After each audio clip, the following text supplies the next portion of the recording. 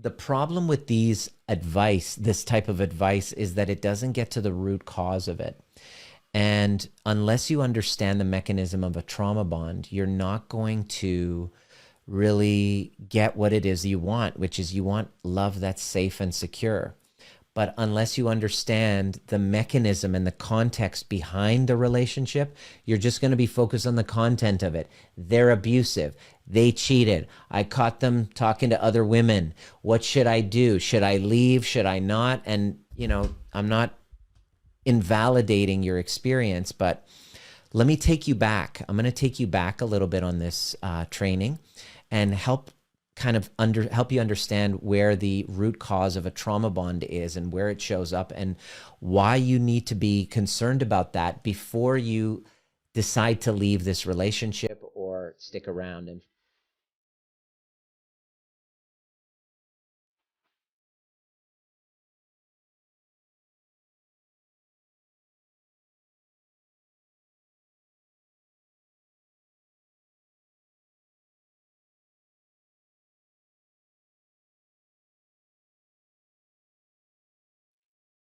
what is up? How you doing? It's good to be back doing another trigger proof transmission. This time I will be answering one of the most common questions that I get, and this is regarding, should I stay or should I leave a relationship? I can relate to this question. This question is very near and dear to me after being in a 4-year on again, off again, highly toxic, highly volatile, abusive relationship where things got super duper hectic and I became violent and we were abusive to one another. And it led me into a journey to kind of having a wake up call. And this wake up call led me to answer a few questions that were plaguing me. And these questions led me down this pathway to what I'm doing now, to leaving chiropractic, which is my first love, learning how to help people heal by releasing the pressure off of their nervous system so that their mind and body can reconnect and they can heal. Going from that first love into what I'm doing now, which is educating people on how to heal from trauma bonds and create secure attachments. And if you've never met me before, my name is Dr. Nima Rahmani, retired chiropractor and now trauma bond facilitator, somatic and cognitive tools, teaching people somatic and cognitive tools to go from trauma bonded relationships to a secure love. And I just got off a training that I did with a lovely kind of mentor who guides women into emotional intelligence. And what I notice is that the women that were asking these questions were having similar problems. And I get these DMs mainly from women. I was about 70 to 90%, 75 to 85% women that DM me with these questions. The odd guy comes in and is like, I'm ready to do the work, but it's not, guys don't really, I find guys aren't really called to do the work until they're at a point where they're about to lose their partner, their wife, their woman says, I'm out, I'm done. And finally, that's the wake up call. And the man reaches out and says, she's about to leave me. Can you save my marriage? And so can you save my marriage? Is this salvageable is one of the main questions. So I wanted to do this training. I was inspired and show people the pathway to answering it because, you get into these Facebook forums and they'll talk about my partner is this and he does this and should I leave, should I stay or go? And then you'll have a plethora of comments, people talking about my ex was a narcissist and da-da-da-da-da, and this is what, run, with all these exclamation marks. Watch out for those. And the problem with this type of advice is that it doesn't get to the root cause of it. And unless you understand the mechanism of a trauma bond, you're not going to really get what it is you want, which is you want love that's safe and secure. But unless you understand the mechanism and the context behind the relationship, you're just going to be focused on the content of it. They're abusive. They cheated. I caught them talking to other women. What should I do? Should I leave? Should I not? And, you know, I'm not invalidating your experience, but let me take you back. I'm going to take you back a little bit on this training and help you understand where the root cause of a trauma bond is and where it shows up and why you need to be concerned about that before you decide to leave this relationship or stick around. And first and foremost, I want to say if you're not safe and your health is in jeopardy and your well-being is in jeopardy, leave. Do your best to leave. I know that sounds a lot easier said than done. Everything I'm sharing with you now is under the understanding, under the assumption that your safety is not in jeopardy and the children's safety is not in jeopardy. So that being said, let's answer the question and see. First and foremost, you have to, the first thing that you got to do to be able to answer that question is to understand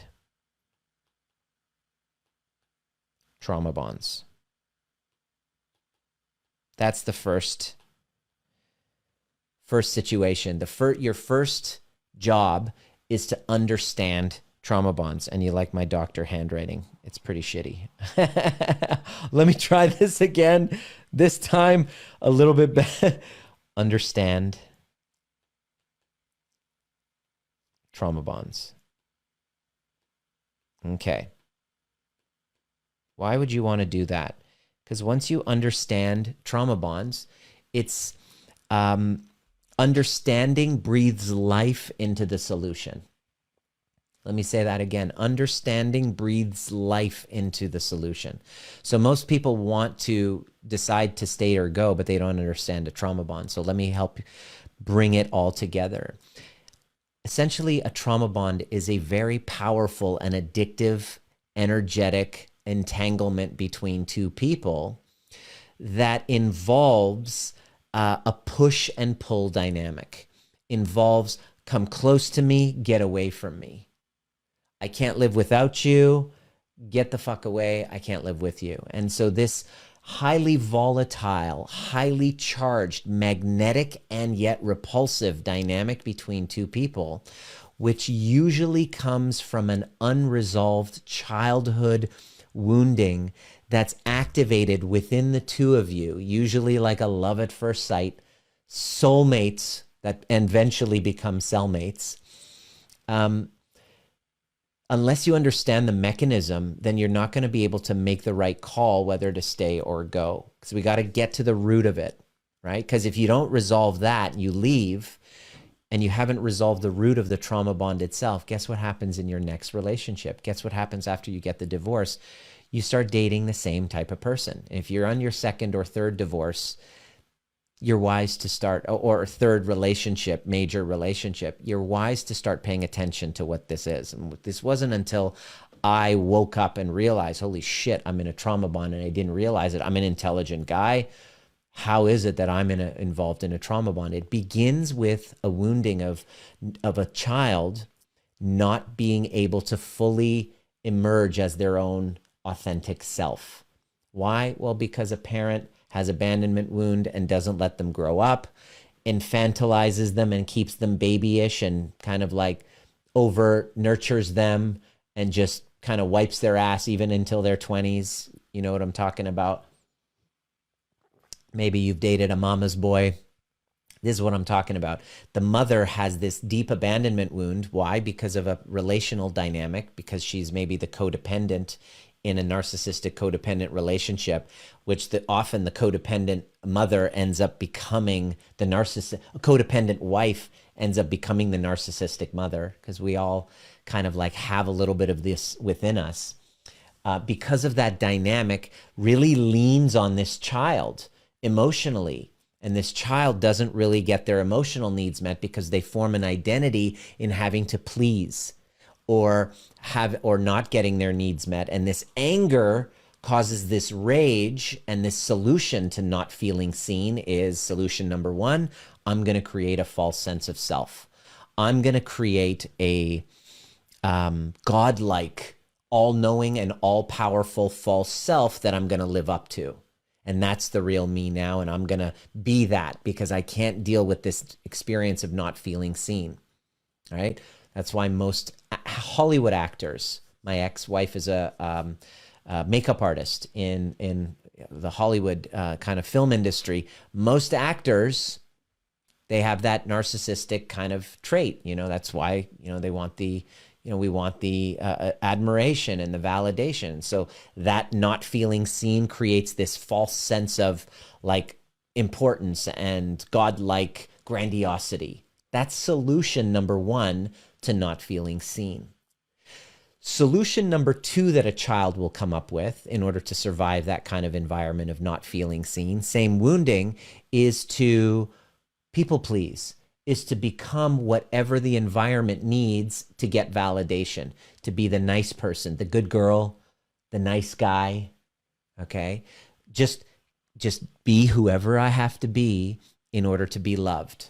Be the good person and they merge and fuse with their environment. They become a chameleon and just embody and consume and become consumed by the environment and take on those responsibilities and the values and just merge like a chameleon with that environment. And that solution to that same wound is called codependency. Now, can you see the pattern here? Same wound. These two children grow up and all of a sudden they grow up and they become this magnetic kind of like pull, like there's something about you. You have a similar wound, this not feeling seen. And by mother, usually it comes from the mother. And so what happens is the narcissist and the codependent are like a magnet, like what I call unconscious polarity. This wound, which is reflected in one another, the narcissist says, I'm gonna love you unconditionally, and it's all consuming. All of a sudden pedestalizes. You're the most beautiful. I've never met anyone like you. You're the sexiest. You're the most incredible. You're the answer to my prayers. And what happens is this wound of not feeling seen, this codependent, now all of a sudden, they don't fall in love with the person. They fall in love with the idealized version of themselves. Let me say that again. You don't fall in love with the person. You fall in love with the idealized version of yourself, the pedestalized version. You love to be love bombed. It's easy prey for love bombing. And now the defenses are down. Now you feel the love of the mother that you didn't receive. And once that's done, the hooks are in. There's a trigger that's going to happen because you have this deep polarity. You have this, he's leading. He's basically there saying, I want you. You're the greatest. Now you feel this great polarity, which is unconscious because it's based on a wounding, usually the fear of abandonment. And all of a sudden, there's an argument, a breakdown, or an orgasm, or having sex, or something that comes up which triggers this fear of engulfment that also comes up from childhood. Because as a child, this responsibility to take care of mom or dad or kind of like look after their needs, even though you formed an identity out of it, there's a part of you that is terrified of being consumed by your parent again.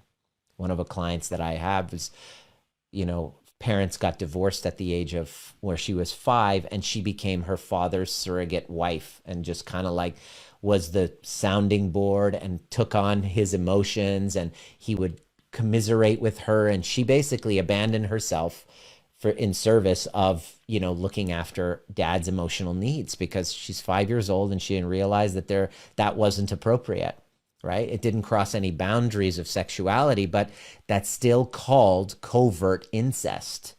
It's when the parent takes on, causes the child to become the surrogate partner and just kind of like emotionally dumps on the child. This is a form of trauma. The child ends up not feeling seen and then repeats it in this relationship dynamic. And once the love bombing phase is done, boom, immediately this fear of being consumed happens, and this person you put they're putting you on this pedestal, all of a sudden it shifts, and now they're throwing you in the pit. You're not what I expected. You don't match what my fantasy is. You're not what I wanted, and now you're the devil. And so the love bombing phase, the first phase, which is idealizing and pedestalizing, all of a sudden abruptly shifts. It's like you basically have put all your hopes and dreams into the oxytocin and dopamine, these neurochemicals of love, because you're addicted to them, all of a sudden get pulled, like the rug gets pulled out from under you, and now you find yourself scrambling, going, what do I got to do to get us back to where we were?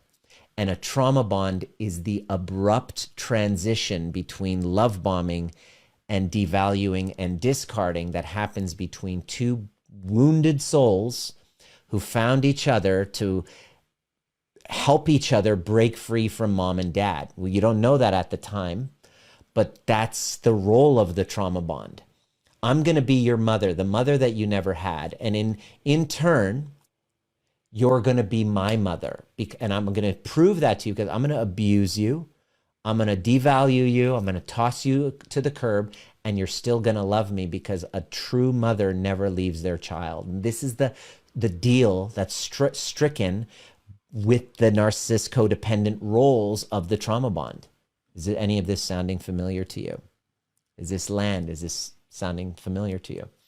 So that's the first step. And what happens is, when you understand a trauma bond, you spend the remaining time in the relationship pushing and pulling with using intermittent reinforcement. Usually the avoidant is pulling away and then gives a little breadcrumb and then just keeps you enough, kind of like gambling, just keeps you going enough to keep you giving the narcissistic supply or money.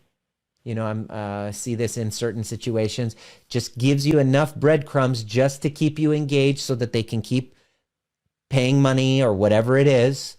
And love bombing, devalue, discard, love bombing, devalue, discard. And here you go. That's a trauma bond. And this was exactly the dynamic that me and my ex were in. And so it took this kind of violent wake-up call for me to wake up and go, holy crap. Like, what the hell's going on? And how do I make sure this never happens again? And so the first step was understanding trauma bonds. And so when we don't get this right, we spend the years, decades in this push and pull dynamic, thinking, oh, you complete me, where secure love is just, I got me, and you're an addition. You're the icing on the cake. You're not the whole cake.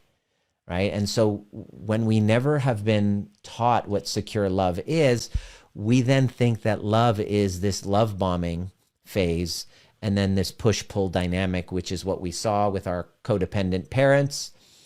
And so it's really sad, but this is how most relationships are occurring now. And people don't wake up until there's a wake-up call, and this is what I specialize in. And so what happened was I had to learn, number one, how did it happen? So I understood trauma bonds. Number two, how do I make sure this never happens again?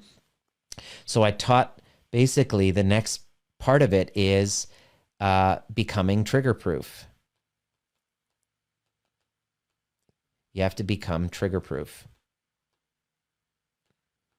What does that mean? Becoming trigger-proof. Let me move that down so you can see it. What does becoming trigger-proof actually mean? If you are in a situation, should I stay or go? Should I leave this relationship?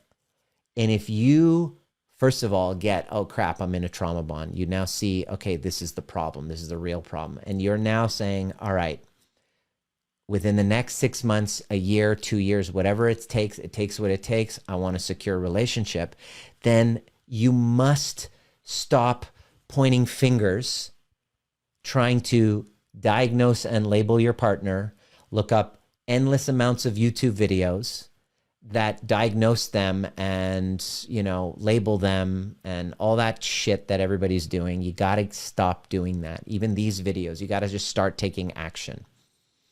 And you got to start learning two really important skills that I had to learn. And once I learned that, I had self-trust. I knew that I would never get into a relationship like that again. And number two, I knew that I could handle the inherent conflict that comes up when secure relationships are being built. Secure relationships don't just fall out of the sky. You don't get them by farting unicorns and rainbows. It's not how it works. That's the fantasy.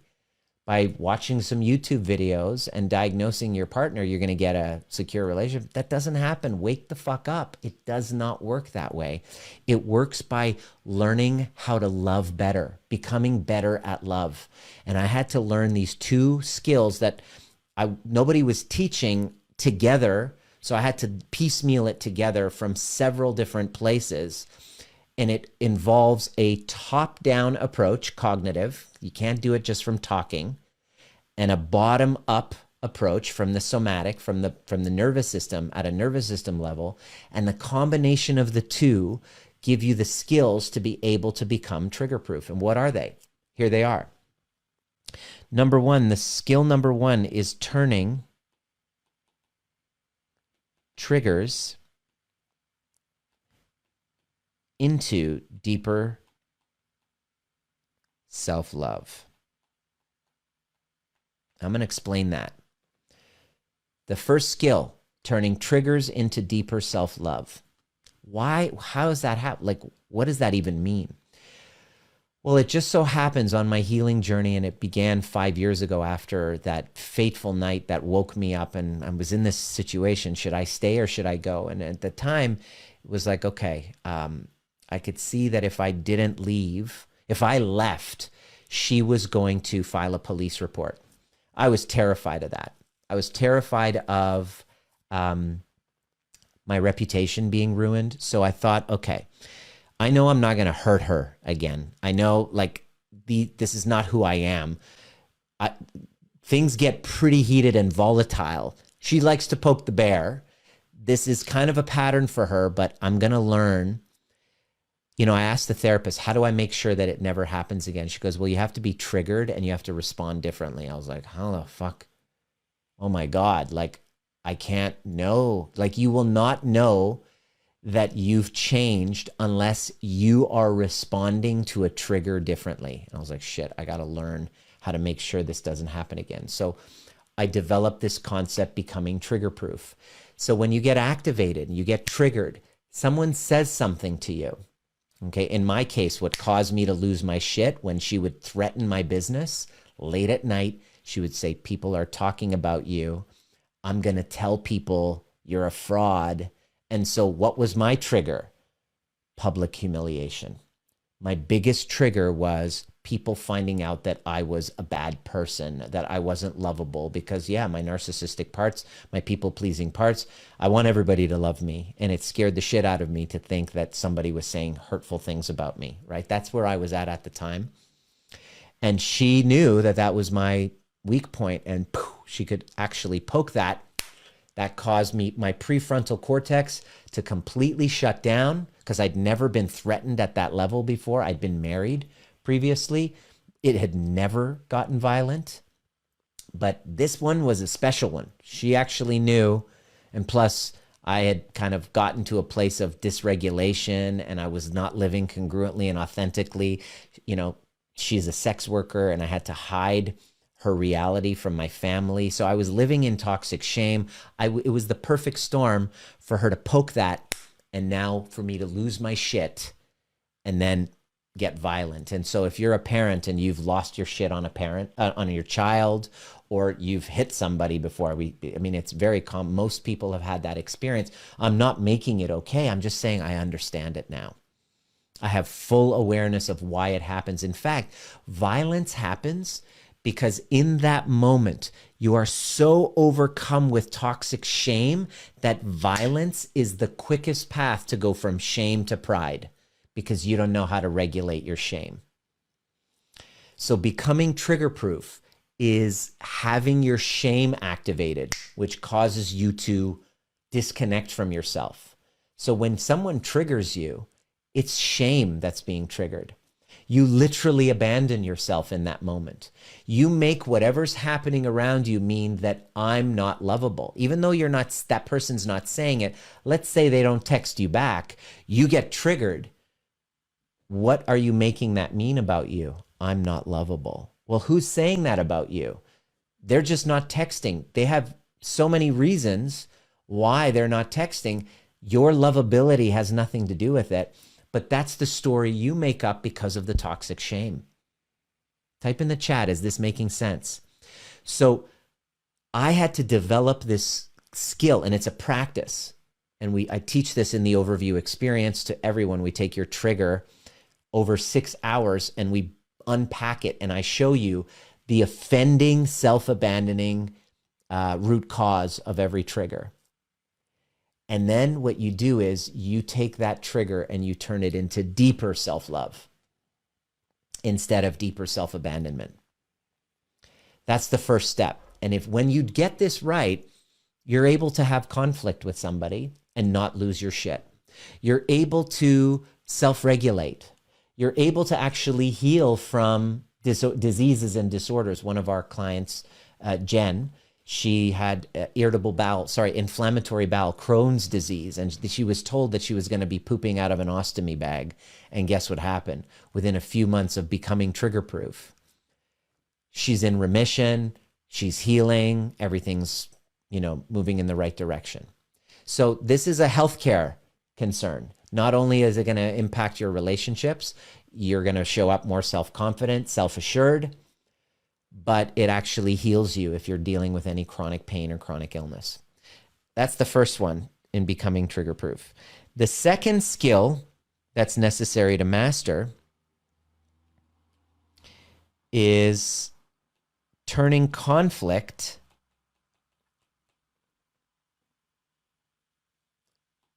into deeper intimacy.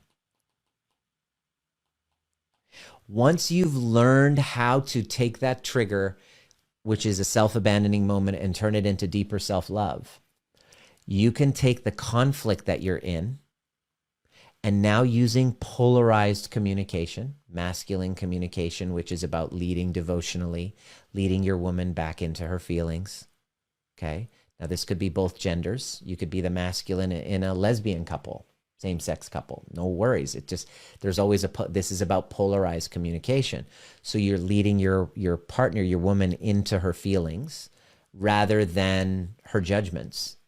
And if you're a woman, you're able to get vulnerable and share your feelings in a way that's not critical and judging and blaming, which is the big blind spot for most women who don't know how to integrate with those parts and then communicate in ways that triggers the provide and protect mechanism that all masculine men have. We want to provide, we want to protect, but we can't protect you when we're using that protection to protect ourselves from the judgment and the blame. Does that make sense? Tell me in the chat if that makes sense. So those were the two skills that I learned. And when I learned that, I could actually shift the dynamic in all my relationships. And I met Diana and we get into conflict and we're able to resolve it. And over time, what ends up happening is the conflicts that happen, whereas in a trauma bond, when you have conflict, the relationship gets weaker over time. So you're afraid of conflict.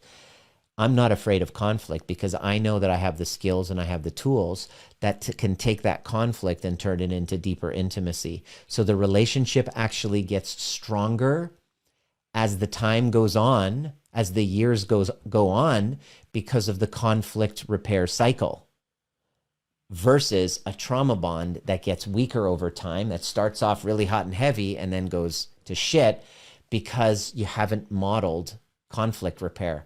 And if you don't get this right, what ends up happening is the kids learn from you and they end up having the same codependent dynamics. So really, this is a journey in self-worth.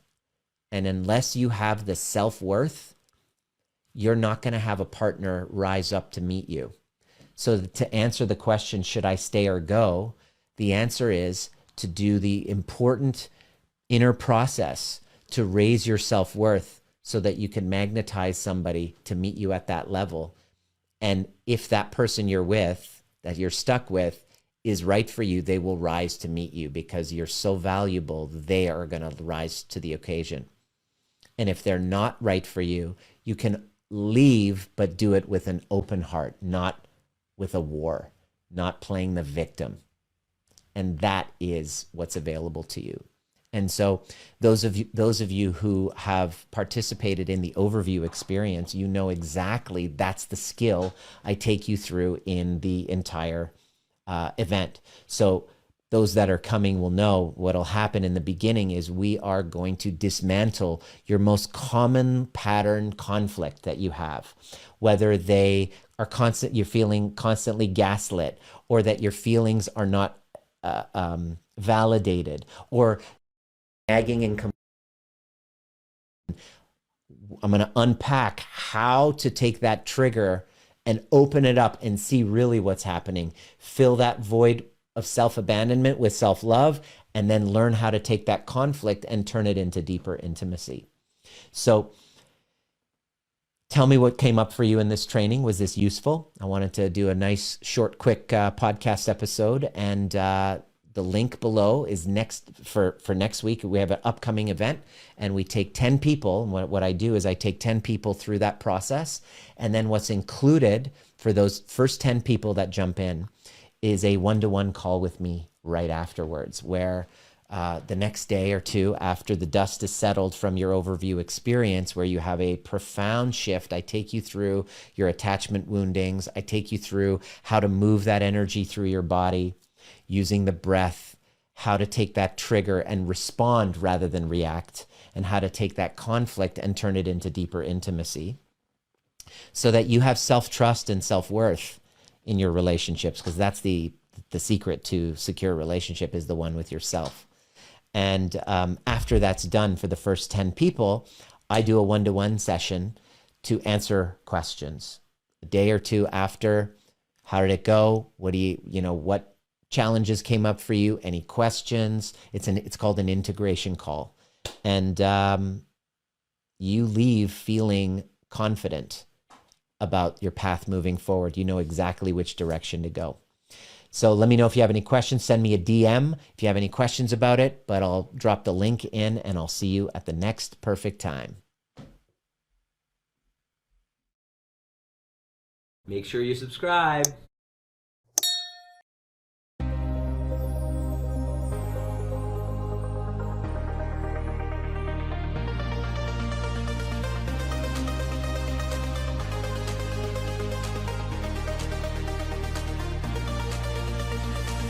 My name is Dr. Nima Rahmani, and you've been listening to the Trigger Proof, designed to teach you the most important skill necessary for a dramatically changing world, which is nervous system regulation.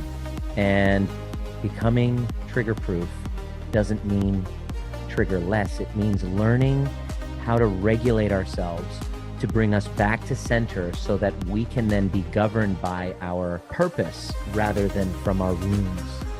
Anytime there's reactivity, there's a wound. And if you're curious and inspired to learn more, join us at the Overview Experience. There's a difference between listening to a podcast and actually showing up live and doing the work with a badass community who's all about breaking cycles of intergenerational trauma. It didn't start with you, but it can end with you if you're willing to do the work. See you at the next perfect time.